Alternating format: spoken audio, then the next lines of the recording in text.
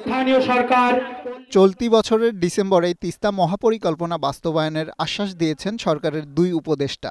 বিকেলে রংপুরের কাউনিয়ায় তিস্তা মহাপরিকল্পনা নিয়ে এক গণশুনানিতে তারা এ আশ্বাস দেন।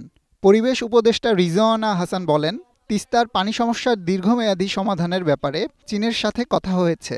আগামী বছর পানি উন্নয়ন বোর্ডের সাথে কাজ করার আগ্রহ প্রকাশ করেছে চীনা প্রতিষ্ঠান। আসিফ মাহমুদ বলেন, তিস্তা পাড়ের মানুষের কল্যাণে সব ধরনের পরিকল্পনা হাতে নেওয়া হয়েছে। এ সময় তিনি বিগত সরকারের আমলে উত্তরবঙ্গ অবকাঠামো উন্নয়নে পিছিয়ে ছিল বলে মন্তব্য করেন।